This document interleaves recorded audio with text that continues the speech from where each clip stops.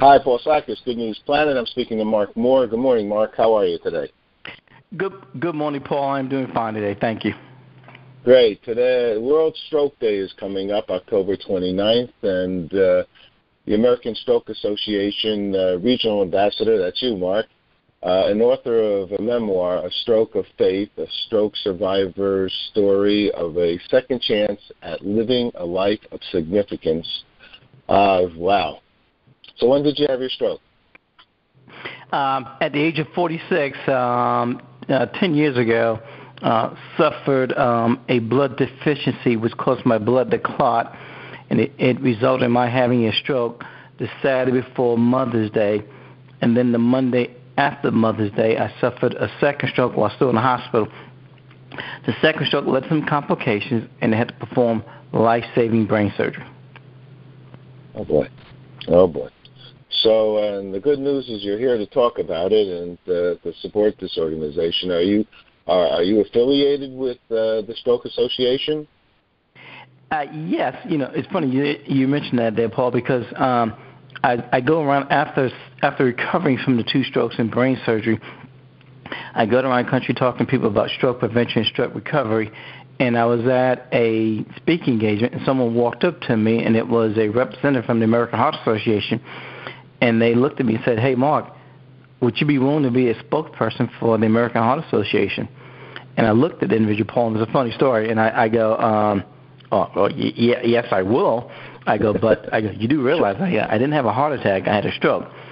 And the person looked at me and said, "You do realize that the American Stroke Association is part of the American Heart Association." And so I told people, then I felt like the idiot. I'm like, actually, no, I did not know that. I go, so it absolutely makes sense that I would be a spokesperson for the American Heart Association and for the American Stroke Association, which is part of AHA.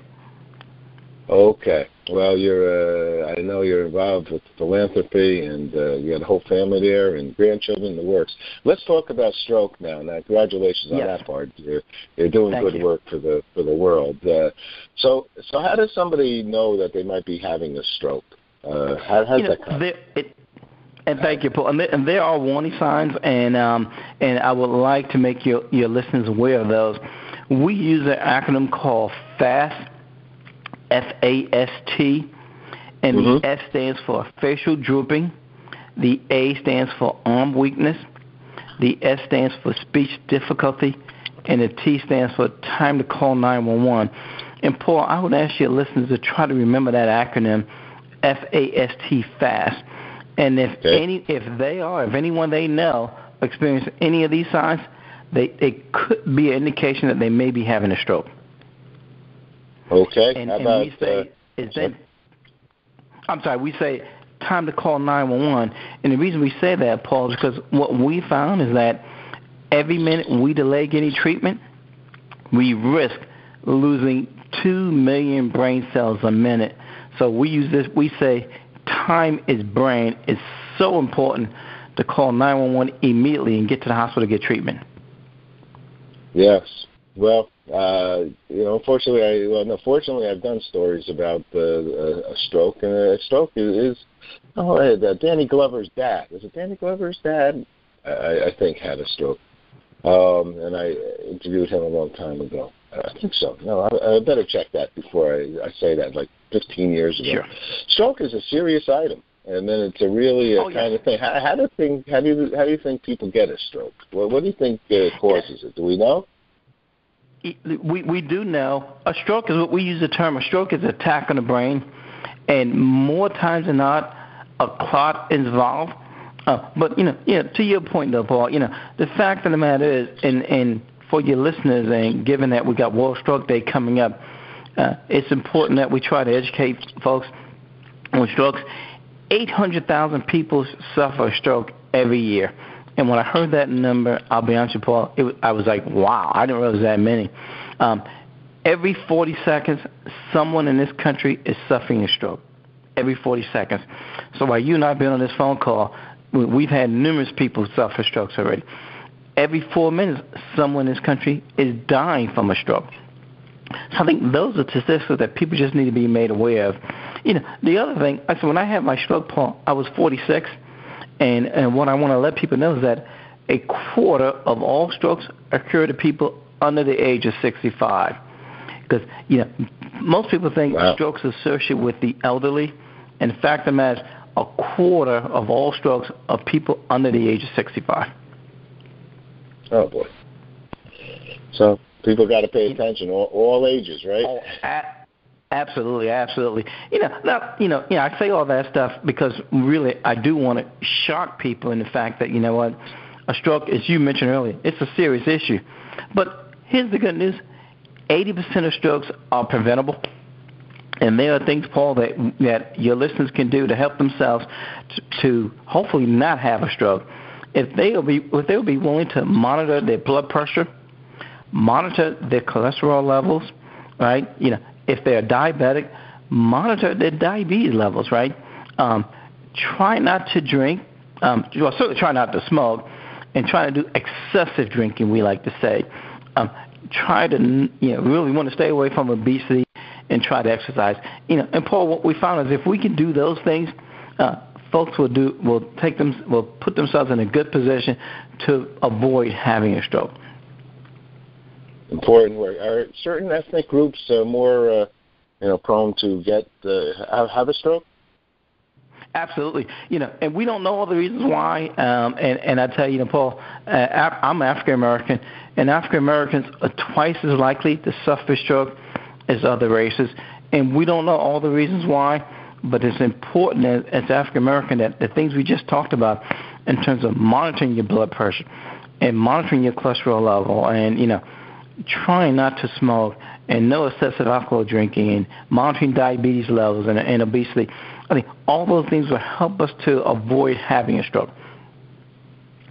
Okay, that's important to know as well.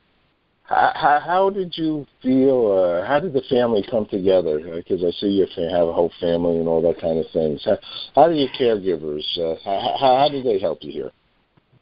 Well, and that's another excellent question, Paul. And as a two-time stroke survivor, and also I tell people when I had that second stroke, the second stroke led to complications, and they had to perform life-saving brain surgery. And I tell people I've been afforded a full recovery. But Paul, your question is excellent because how I got there was, and I tell people, leaning on my 3Fs, leaning on my faith, my family, and my friends. I didn't do this alone. I had a lot of help along the way, and I would tell people my family treated my stroke as if the family had a stroke. It wasn't my husband or my dad had a stroke. It was, our family has had a stroke, and they treated my stroke as our stroke, and that absolutely helped in the recovery. I just thought of, the family's all about, I think it was Ozzie Davis, that's who I interviewed, that he might have had a stroke or something. I better check on that, but someone did, African-American somebody, and the same kind of the 4 Fs and things like this, because what a stroke can do, right? It can. My grandfather had a stroke, and he's paralyzed. Right? Wow. I mean, that's a common, the side of his body was paralyzed. He ended up in a wheelchair. This is a common thing, right? If you make it through, right? Oh yeah, as you mentioned earlier, a stroke is a serious illness, and it's an attack on the brain. And I tell you, to your point, Paul, when I got after suffering the 2 strokes, the second stroke was obviously both strokes are serious, but the second stroke clearly led to a lot of complications. And then when I woke up after the second stroke, I found myself unable to walk. I had lost the use of my left side. And Paul, had I met you back then, and you had told me your name was Paul, within 5 minutes, I couldn't remember your name. I had memorization problems.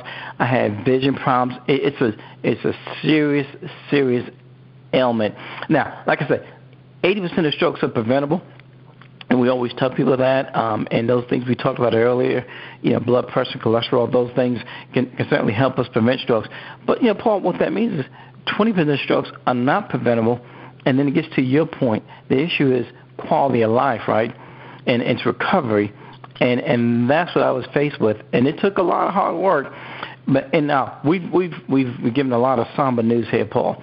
But I will tell your listeners, the fact of the matter is, you can recover from a stroke. I had 2 strokes and life-saving brain surgery. I couldn't walk. I lost the use of the left side. I lost vision on the left side. I couldn't remember, had memorization problems. But I have been able to come up with a full recovery. And, Paul, what I want your listeners to know that 3.5 months after suffering those 2 strokes, I was able to return to work 3.5 months later. And the other thing I would tell your listeners, 11 months and 3 weeks after suffering those 2 strokes and not being in a wheelchair and not being able to walk, I ran and completed a 5K in downtown D.C. in 36 minutes. So I want your listeners to know that you can recover from a stroke. And as you talk, it's hard work, no 2 ways about it, but it can be done. And you've come out now, and you're there for others with a philanthropic desire. So you've been speaking to a lot of people. You travel the country speaking about this. Travel the country. You're absolutely right, and thank you, Paul. And actually, I speak to a lot of people, travel the country. Today I'm doing, I think, 10 radio interviews today. I have a speaking engagement on Friday, had one yesterday, 3 last week. To your point, I realize that, one, I've been given a wonderful opportunity here. And while I just certainly didn't foresee this recovery, and neither did my doctors, the fact of the matter is, I've been afforded a wonderful opportunity here.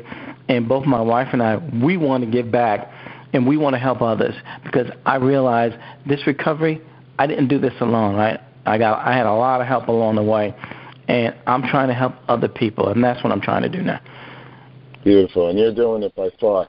Let me ask you 2 last quick questions, Mark Moore. What's good news for you in any aspect of your life? What would be good news?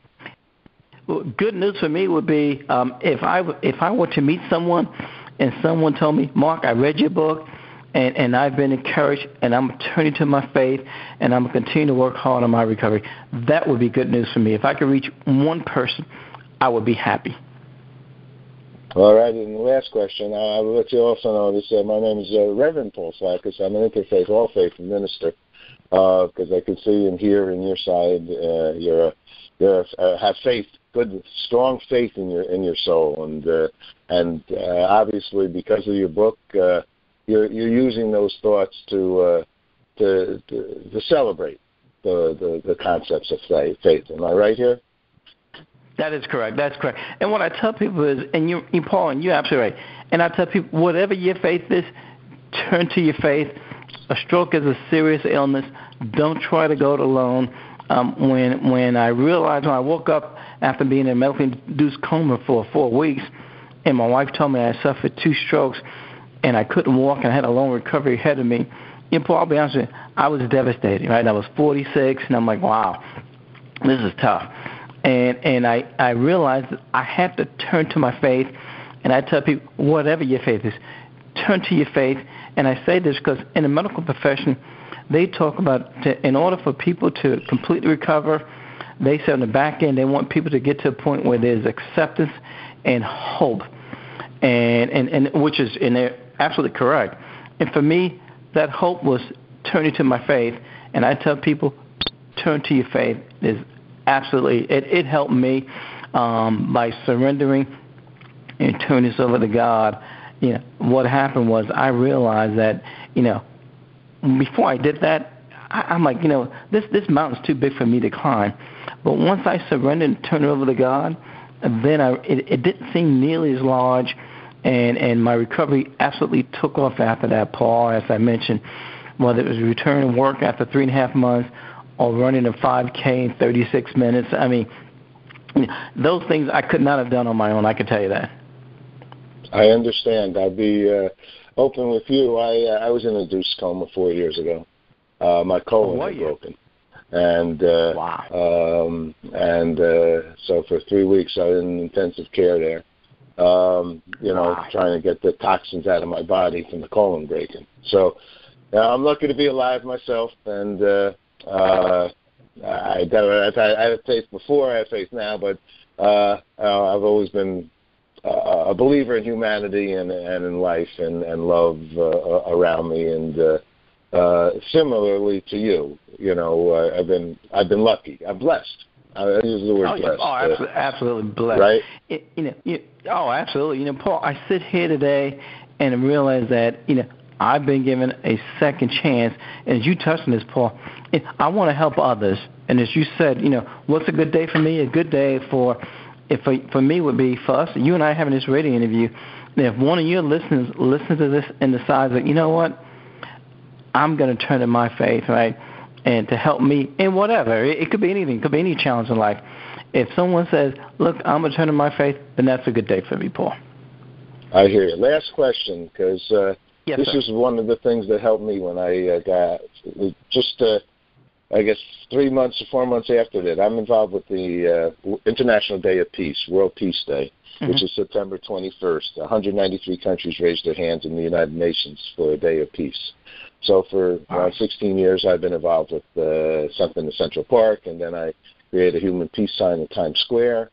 And so I'm possessed with throwing a party for the world on that day. I want everybody to, make love, not war, and just kind of hug each other, be thankful that we're alive, right? And so I've asked thousands of people, what does peace mean to them? So, Mark, I'm going to ask you, what does peace mean to you? Peace means that if we could love each other and be understanding of each other. That's a wonderful question, Paul. As we sit here today and we see a lot of stuff going on in the world, I think if we can be more understanding of each other, and I think you touched on, and love each other, then that's what peace means to me. Beautiful. Mark, congratulations. Before I let you go, I realize you're in Brooklyn. I'm a New Yorker, too. I don't know if you knew that. Born and raised in Queens, so this is absolutely a pleasure to have the opportunity to sit here and talk to my hometown. There you go. And you live down in D.C. now? Yeah, I live in D.C., right outside Washington, D.C., in Northern Virginia, beautiful Northern Virginia. We actually love it. But we come up to New York quite often because, as you know, Paul, that's still home, right? Born and raised there. So when I saw I had opportunity to do a radio interview in Brooklyn, New York, I'm like, wow, wonderful. So I had to mention that. All right. It's all good. D.C.'s good, too. It's all good. Everywhere in the whole wide world is good. And hopefully we pray to keep it peaceful. Most of the world's living in peace. A few people can't communicate without violence, but we're working on them, right? Just those few, because they don't make a nice day nice, but eventually they will see that that's not the way to go. So we keep working on it. All righty, I'm going to get your number. When you come up next time, we'll go get a lunch here. Maybe let's go to Junior's. Thank you, Paul. Thank you for your time, All right, sir. Take care, Mark. All righty, bye-bye. Take care, bye-bye.